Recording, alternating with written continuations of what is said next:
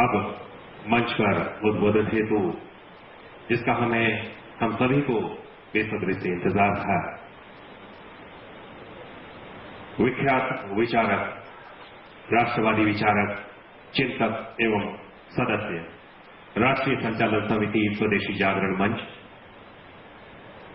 बंगभंग विरोधी स्वतंत्रता आंदोलन की शताब्दी के कार्यक्रमों की कड़ी में बहिष्कार, स्वदेशी और वंदे मातरम विषय पर व्याख्यान देंगे। मैं तालियों की गड़गड़ाहट के बीच में आपका स्वागत करना चाहूंगा और मंच पर आपको देवसुतं देवं कंसचाणूरमर्दनम् देवकी परमानंदं कृष्णं वंदे जगद्गुरुम्। आज के कार्यक्रम की अध्यक्षता कर रहे आदरणीय चंपालाल जी, आज के विशिष्ट अतिथि श्री रघुवीर सिंह जी, मंच पर विराजमान राष्ट्रवादी विचारों के अनेक संगठनों के शीर्षस्थ कार्यकर्तागण, यहाँ उपस्थित वरिष्ठ जन, मातृशक्ति और साथी,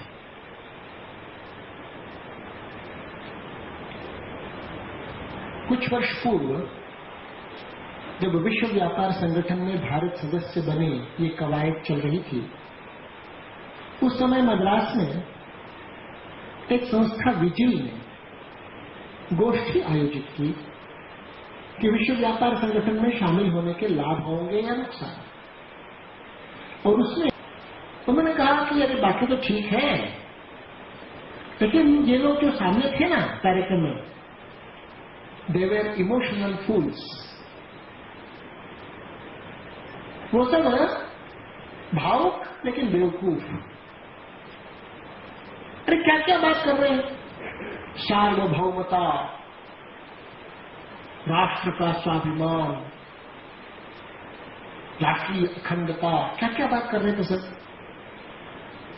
अरे भाई, अब जो जमाना आ रहा है उसमें तो पूरी दुनिया एक गांव, ग्लोबल विलेज है। कहां राष्ट्र, कहां सीमाएं, कुछ नहीं है, सब रहने वाला है। कब की बात कह रहे हैं ये लोग, ये उनकी टिप्पणी थी। आप कल्पना करें, ऐसा व्यक्ति जो भारत के राष्ट्र के वजूद, सीमा, सरहद, समाज और संस्कृति में सरहद पर जिसको भरोसा ही नहीं, वो भारत के हित की रखवाली उस वार्ता में क्या करता। तो स्वाभाविक था कि विश्व व्यापार संगठन में सदस्य बनने हेतु भारत के हितों की पर्याप्त वकालत हो ही नहीं पाई, क्योंकि राष्ट्र के अस्तित्व के बारे में जो मन की प्रतिबद्धता चाहिए वो केवल बुद्धि से तो नहीं होगी, उसके लिए भावना भी चाहिए। पर यहां तो भावना नजार है। और ये एक की बात नहीं मैं कह रहा हूं, किसी व्यक्ति के नाते से मैं गणेशन जी का मैंने नाम नहीं लिया, अच्छे पढ़े लिखे। तो देश के अधिकांश, जिसको हम रूलिंग एलिट कहते हैं, जिसको अधिजाति वर्ग कहें, प्रभु वर्ग कहें, उनमें से बहुतों के विचार उस वार्ताकार से मिलते जुलते आपको लगेंगे। ऐसा क्यों होता है, मैं सोचने लगा। छोड़ो उनकी बात, ये मैं इसलिए कहना चाहता हूं कि आज बंग भंग की क्या जरूरत है सोचने की, वंदे मातरम की जरूरत क्या है सोचने की, ये तो पहले समझ लें। क्योंकि देश के प्रभु वर्ग में से भी जो शीर्षस्थ नेतृवर्ग है, उसकी ही राष्ट्र आदि संकल्पनाओं के बारे में क्या समझ है, क्या प्रतिबद्धता है, आजादी वगैरह के बारे में उनको क्या समझ है, इस पर हम थोड़ा सोच लें, तब लगेगा कि हम अलग दुनिया की बात कर रहे हैं क्या, या दो दुनिया है क्या। हमारे देश के प्रधानमंत्री पढ़े लिखे आदमी, वो तो इंग्लैंड में जाकर के कह आए ना दो बातें विशेष। एक, सीमाएं बार बार नहीं बदला करती। दूसरी बात, भारत में जो ब्रिटिश राज था, that was an era of creativity, adventure and enterprise. ये दो बातें उन्होंने कही।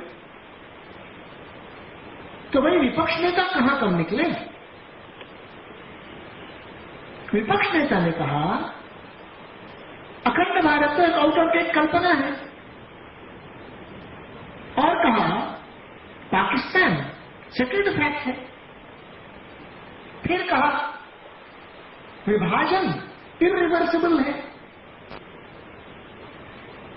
और वहां के जियो टीवी को साक्षात्कार देते समय में विपक्ष नेता महोदय ने तो यह भी कहा कि आई रेस्पेक्टेड जिन्ना ग्रेटली, ही सिंगल हैंडेडली क्रिएटेड पाकिस्तान। अब भैया इन दो वाक्यों को आप मिलाकर पढ़िएगा तो ब्रैकेट में तुरंत लगेगा ना दो वाक्यों के बीच में, because I respected Jinnah greatly, bracket में because he single handedly created Pakistan. ये कार्यकारण संबंधी तो नजर आएगा उसमें। तो भाई किनकी बात कहें? कौन लोग हैं ये? कितना सच बोलते हैं? कितनी जिम्मेदारी से बोल रहे हैं? तथ्य से परे बात बोल रहे हैं, शीर्ष स्थान पर है। देश की दृष्टि से दुनिया के में देश के प्रतिनिधि हुए ना ये लोग, इसलिए चिंता की बात है। तथ्य क्या कहता है? Borders are not change frequently, सीमाएं बार बार नहीं बदला करती। तो भैया मनमोहन सिंह जी आप बताइए कि 1995 में दुनिया में विश्व जो संयुक्त राष्ट्र संघ है उसमें 194 सदस्य थे। 10 साल बाद 2005 में इस समय में दुनिया में 204 सदस्य हैं। तो 10 नए राष्ट्र राज्य, ये नक्शे में कहां से आ गए? ये क्या मंगल ग्रह से आ गए हैं सर? या इसी दुनिया के नक्शे में कुछ सीमाओं का फेर बदल करके ये नए राष्ट्र राज्य आए हैं? अरे इंडोनेशिया में से ईस्ट तिमोर अलग हो गया, ये कहां से आएगा? शुक्र ग्रह से आएगा। ये तथ्य से परे बात है कि सीमाएं नहीं बदला करती। अरे 10 साल में यार 10 राष्ट्र राज्य तो बन गए। क्या कहते हो मनमोहन सिंह जी आप? और ये कहते हैं Pakistan is a settled fact, irreversible. अरे कब से भैया, कब से? 1947 के बाद पाकिस्तान कहीं था क्या? विपक्ष नेता तो थे उस समय, ये तो बाद में हुआ ना। फिर वो वैसे ही रह गया। सेटल्ड फैक्ट अगर था तो 1971 में बांग्लादेश अलग कैसे होगा? किसको कहेंगे सेटल्ड फैक्ट? तथ्य से परे बात बोलते हैं। कारण क्या? कारण है कि इनका स्मृति भ्रंश हुआ है, स्मृति लोप नहीं। और स्मृति भ्रंश का मतलब क्या हुआ? जैसे कोई आदमी होता है ना, उसका शरीर अंग सब ठीक ठाक रहे लेकिन याददाश्त गड़बड़ हो जाए, तो याददाश्त जब गड़बड़ होती है तो हाथ पैर ठीक काम करता है क्या? उसको ख्याल नहीं रहेगा कब खाया कि नहीं खाया। किसी ने गाली दिया तो उसको कुछ नहीं लगेगा, वो ही कहेगा। नहीं, उसका कुछ पहचान है, उसके कुछ पुरखे हैं, उसकी कुछ विरासत है, उसकी कोई जिम्मेदारी है। ये उस बेचारे को कैसे ख्याल आएगा? आप सोचिए। तब नेचुरली ये जब ऑक्सफोर्ड में जाएंगे डिग्री लेने के लिए ना प्रधानमंत्री महोदय, इनको जरा भी शर्म नहीं आएगी कि 102 करोड़ देश के वो प्रतिनिधि के नाते से वहां जा रहे हैं। और डिग्री कौन सी? अरे फालतू सी यार, ऑनररी डिग्री है तो है। और वहां घुटने पर बैठ करके नीलिंग डाल करके ले रहे हैं ऐसा डिग्री। देश का अपमान नहीं कर रहे क्या? 102 करोड़ लोगों के सम्मान पर चोट कर रहे हैं ये लोग। ये राजनीति नहीं है, पार्टीबाजी की बात नहीं है। देश इन बातों को नहीं स्वीकार करता, क्योंकि देश का स्मृति लोप नहीं हुआ है, देश का स्मृति भ्रंश नहीं हुआ है। आज भी अपने देश का आदमी 5-10,000 पहले भी राम और कृष्ण का स्मरण जिस भक्तिभाव से करता था, आज का आदमी भी उसी भक्तिभाव से राम और कृष्ण का नाम आज लेता है देश में। स्मृति की निरंतरता ही व्यक्ति की जैसे पहचान होती है, वैसे ही राष्ट्रों की पहचान होती है। इसलिए स्मृति का महत्व है मित्रों। इसीलिए बाद में श्रीमद् भगवत गीता में भी अर्जुन ने कहा था, सारा उपदेश सुनने के बाद, नष्टो मोह स्मृतिर्यक्त्वा, और तब बात निकली थी उसके मुंह से, करिष्ये वचनं तव। स्मृति प्राप्त होने पर बात होती है मित्रों।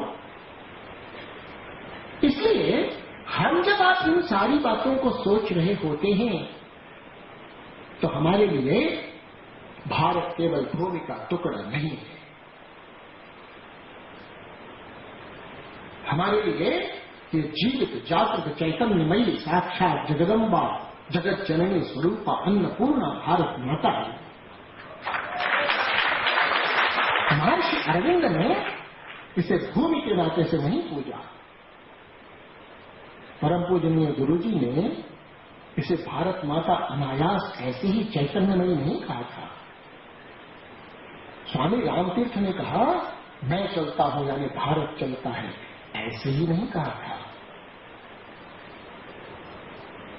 जो नासमझ है वो संपूर्ण सृष्टि के सत्य को देख नहीं पाते हैं।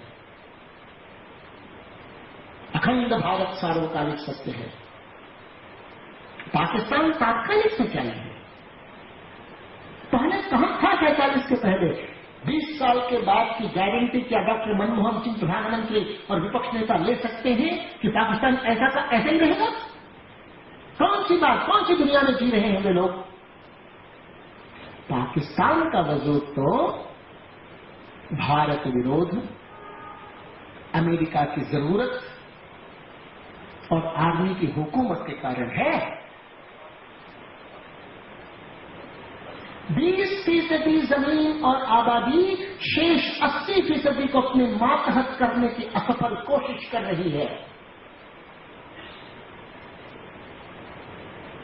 तो कब कौन सा भाग अलग होगा, गारंटी कौन लेगा? अरे 3 बातों पायों में से एक भी पाया ढीला पड़ा तो पाकिस्तान का वजूद तो खत्म ही हो जाएगा। कौन सी बात कर रहे हैं ये लोग? कारण है मित्रों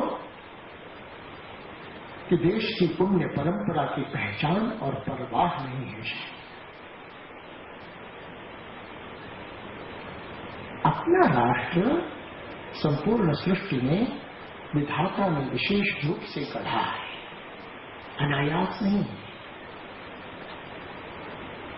तभी तो हिमालय से लेकर विंध्याचल तक का जितना भूभाग है वो 400 करोड़ से भी ज्यादा लोगों को पेट भरने लायक अन्न उपजा सकता है। आसान नहीं है बात।